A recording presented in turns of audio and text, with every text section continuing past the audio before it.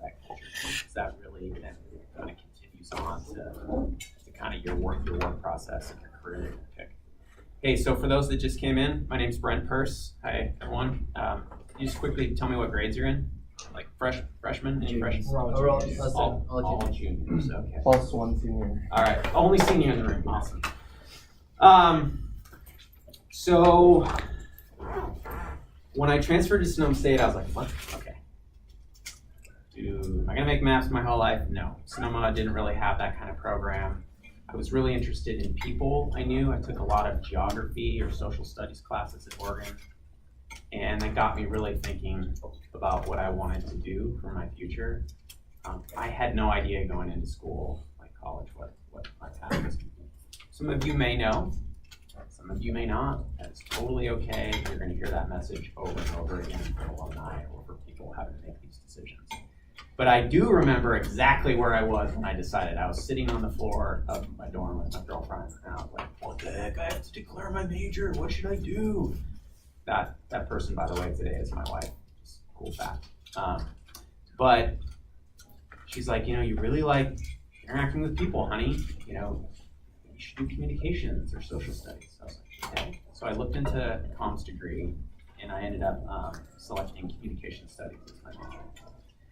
That can mean a lot of things. It can mean doing media relations. It can mean working in the arts industry, film industry. It can mean engaging with people, representing other organizations, doing liaison work. People here that do that are people like Brian Adams. You all know who Brian is. Brian comes from a media career. He's on TV for 20 years, if you all didn't know that. He's a reporter. Now he's back here at home, kind of using those skills here to help promote and advance development. So I'm kind of in that same line of work, you could say. How many of you think you have an idea of what you want to declare in school? You? Okay. How many people are thinking of like technical tracks, like engineering? Cool. Law? Not sure yet. Okay. What about like arts paths? Awesome. Okay. English, anything like that? Okay. So my path's kind of unique. When I was at school, my major required an internship. You guys, the best thing you can do for yourself is intern as much as you possibly can. I didn't believe it when I was there, but it was basically the place that I learned most. So, every college, every school is different, right? People have different ways of teaching you different things. My school really wanted to get me out in the field and take all the theory and the kind of things that we learn in the classroom, but make it more practical, right? So, I ended up interning for the National Park Service. So the National Park Service is the organization that runs all of our national parks. Think Yosemite, Yellowstone, the mall in DC with all of our monuments. Park Service manages all that. So they do a lot of different things, but one thing that they do really well when you go to these places is they create an experience for us, right? So they deal with people all the time. It's not just about the resources or the forests or the beautiful things that we look at, but the program I got to work on was actually a communications program for MPS at Point Reyes National Seashore. Has anyone been to Point Reyes? It's our closest national park that no one knows about. It's just across the Golden Gate Bridge. It's on the coast. It's like 10,000 acres. Go backpack there. Go there in the summer. It's beautiful. I encourage you all to try it out. But what I got to do is I was given a lot of responsibility. And I was paid to do it. Wow, amazing. You don't have to seek out paid internships. That was just like icing on the cake for me. But I was given tasks. I had to deliver things. So I was tasked with basically coming up with a program for the Park Service to engage all the local municipalities around the park around a very important issue, and that issue was fire. So the park had a massive wildfire in 1995, and it burned 300 structures down.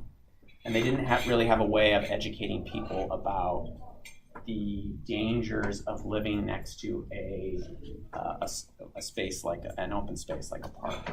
And so the program was designed to engage people, get their feedback, figure out ways or issues that they had, ways that people could prepare their homes, prepare their houses. And so I put together the whole outreach plan for that program. I had to present it to the park superintendent. It's like, whoa, big deal. And that was really fun. And so that kind of what instilled my path in me. I knew when I graduated from school at that point that I wanted to do outreach for a career. Come to think of it, when I was graduating, I was like, wow, it's kind of exactly what Bellarmine teaches you. What's our motto? And then for others. Right, service to others. You've got to do service credits. You know, you got to go to those soup kitchens, you got to go into those schools, you got to meet people, you got to help people out, you got to learn people's stories.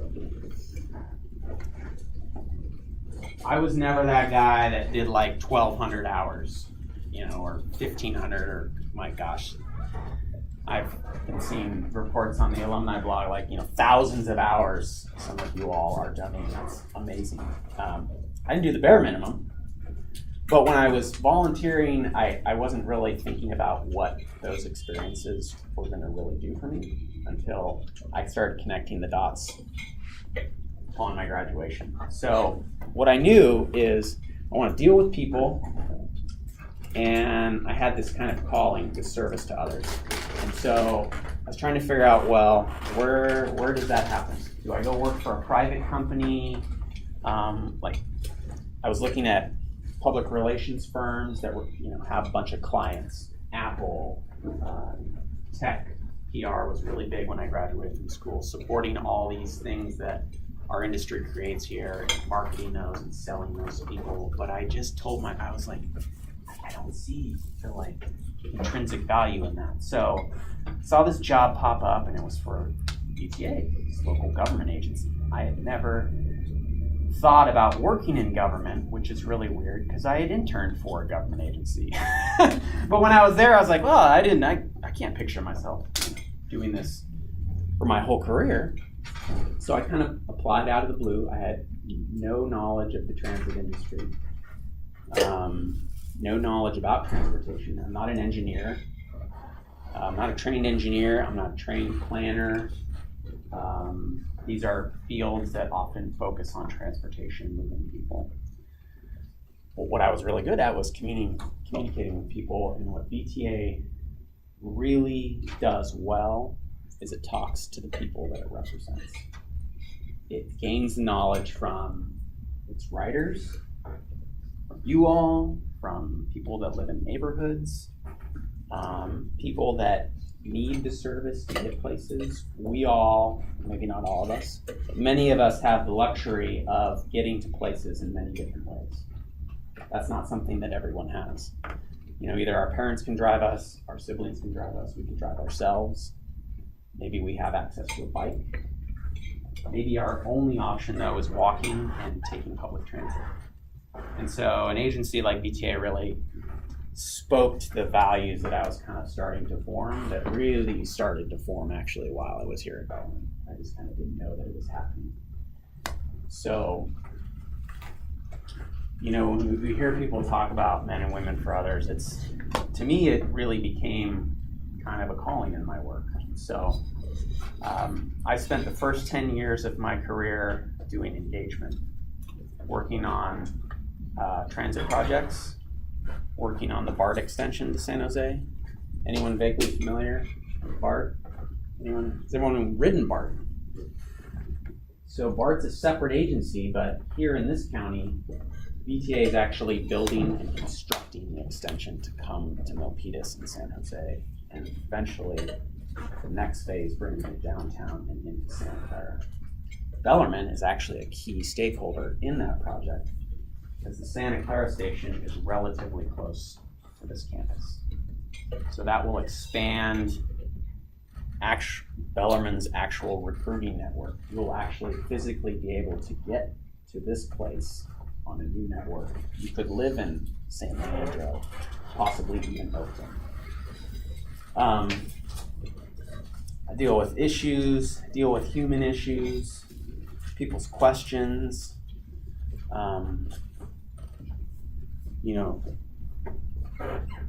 really trying to engage people and get them to understand what the agency's mission is, what we're trying to do, understand the project.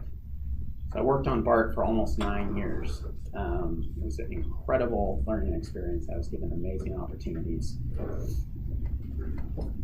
And I'll share one kind of Bellarmine story that I hate to share this story because it's not all about what the alumni network is, but there are perks. There really are. This is an amazing place, and there is a lot of trust built into the alumni network when you graduate from Bellarmine. It's kind of just an unwritten handshake. So I'm a novice. I'm 23. I'm out of college. And I'm in this situation where I have to negotiate some access onto someone's property so that we can do some engineering with. Why they had a 23-year-old straight out of college with no experience doing that? Question for another day. But I was in this position. Many people before me had tried to negotiate some type of access with this individual. He's a long-time property owner embedded in East San Jose, old-time family name, honorees, go way back, deep Portuguese roots in East San Jose, and he's just adamantly against allowing this to happen. So after our third or fourth meeting with him, he's like staring at me. He's like, "Brent, where are you from?" I said, San Jose. Born? Raised? I said, okay. Where'd you go to school? Oh, I went to Bellarmine. Oh, did you know? Okay, well, I'll sign this agreement right now in front of you. You take that back to your team, and we'll do the negotiations later, and you can start tomorrow. And I was kind of like, really, George? Really? We've been having this conversation for how long? Months and months? He's like, none of that matters anymore because the trust that you're bringing, the values that you're bringing to the table, I understand wholeheartedly that you will deliver on this and we'll make this work. This will be mutually beneficial for both of us. That was my first experience with like throwing the Bellarmine card out there, if you will. I was never intending to do that, but man, I mean, he kind of put it out there for me and I was like, okay, well, take him up on the offer. There's more, that's happened numerous times throughout my career. This kind of mutual understanding. You're going to find that whatever path you guys take, particularly if you stick around here, that those that are doing, those that are influencers, oftentimes are Bellarmine graduates because we're passionate about communities, we're passionate about our work, and we're passionate about people and others. So it kind of reverberates. It's really an embodiment of my career, kind of those two paths. I could talk about public transit all day. It may interest some of you, may not interest some of you. But what I really wanted you to come away with today, one thing, is that, path of government is not a path that most people think about when you're in your position right now. A lot of people aren't like, yeah, I want to go be a transportation planner and work for the city of San Jose. Maybe you're thinking that, but it's pretty rare. Maybe I want to, be an engineer and go design light rail systems. Pretty rare. Maybe you want to be an engineer, but you want to focus on computer science or mechanical systems or electrical engineering or something like that. I'm not trying to recruit you all into the transit industry, but I want you to seriously consider government, any form, whether it's public service as an elected leader, for those of you that are in student government or in other leadership positions.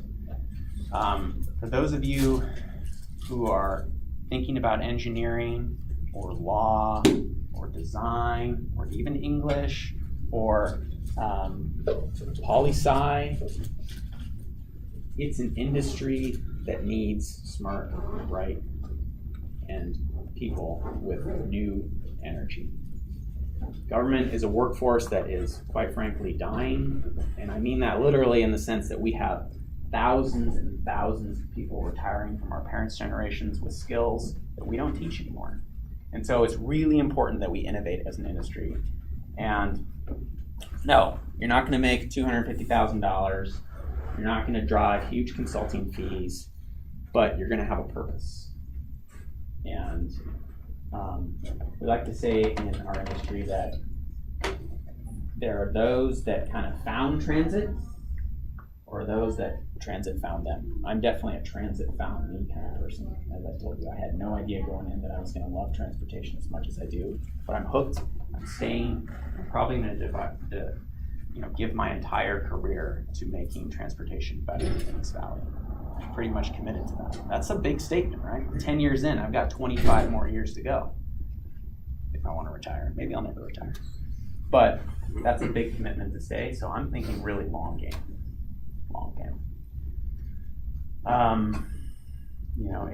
I've said it embodies our values. If you're really passionate about something, you can find a place in government, whatever it is, working for a city, working for National Park Service. My mentor at the National Park Service, she had 2 PhDs and 1 master's degree. She had a PhD in biological sciences, PhD degree in hydrology, and a Master of Fine Arts in Design. That's like polar opposites. But she engaged people, and she had to figure out ways to communicate with them about highly complex technical things. So her skill sets really paired up well with what she did. She was a great mentor for me. She taught me that you can do things with skills that you're going to learn in school, that you may not think of ways that you can apply those skills, but there's often a use for them in the government space because you need really unique skill sets. And you have to make connections really quickly to make things successful because we move really slow in government. So you have to build relationships, and working with people is really key. That's pretty much what I had for you guys today. Let's talk. I'm willing to answer questions. You can ask me about my experience here at Bellarmine, college, my career. You want to ask me about challenges, things I've learned, best practices, you name it. Fire. Go for it. How was your experience at Bellarmine? It's great. Did theater for a year. Awesome. Did theater tech for a year. Awesome. Took the bus home when I did theater tech a lot because we got out late. Route 64, Route 22, good routes. I did Kairos twice. Why did I get to do it twice? Because I got to go through it as a junior and then I led as a senior. Didn't talk to you a lot about leadership, but that's a great place to build leadership skills. I'm a leadership junkie, you can call me. I've done like probably 5, 6, 7 leadership programs since in my career at VTA. So yeah, those were the 2 things that I really focused on. I rowed for Los Scouts rowing clubs. That's a club sport, so I didn't do any sports here at Bellarmine, but I did, that was my sport in high school. Question? I was wondering a little more about like what you do at the VTA and like what your job entails. Sure. Aside from talk to a lot of people, so I mentioned kind of my first 10 years I did community engagement. What does that mean? It means I worked on a large capital infrastructure program. I worked on the BART project, and I engaged people to provide them accurate information to help them understand project schedule, how it would affect them during construction. When I said I dealt with a lot of human issues, a lot of people come to government with complaints. Pretty much most of them are complaints. Let me tell you, when we get compliments, it's like, woo, send that up the chain. Yeah, we got a compliment. But to me, it wasn't just about addressing the issues and providing accurate information. It was really about building relationships with those people, because the systems and the things that we build are here forever. BART's going to be here. We're thinking 100 years out. 100 years. So you're thinking about designing something that's going to be here for 100 years. You have to build a relationship with those people that are going to use that system, that are going to critique that system, that are going to live next to that system. So in my role, I basically represented the position of VTA in a very public way. Did a lot of writing, which Bellarmine equipped me for. None of the writing I did in college was nearly as challenging or as robust or as detailed of assignments that I got at Bellarmine. So you guys are going to be well ahead of the game wherever you go. And that's not even my strongest communication skill. That's probably my worst communication skill. My strongest is what I'm doing right now. It's talking to people and engaging with people. And I really enjoy that. 2 years ago, I made a switch. So I left communications and I joined a team called planning. Did that for a very key reason, because I felt my career was kind of stagnating, slowing down, wasn't learning anything.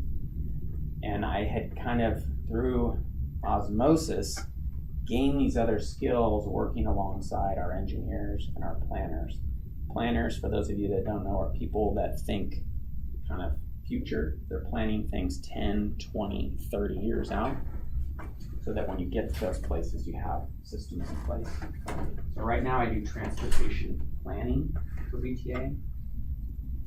Just managed a project in East San Jose called a Complete Streets Project. Anyone live in East San Jose? Like Cunningham, Story, Keys, White? Okay. So basically what we did is we took a look at this street, which has 6 lanes for cars and no access for anyone else. Is that fair? No, it's not. Because streets, in VTA's mind, are for everyone. People walk on streets, people bike on streets, people do drive on streets, people also take the bus on streets.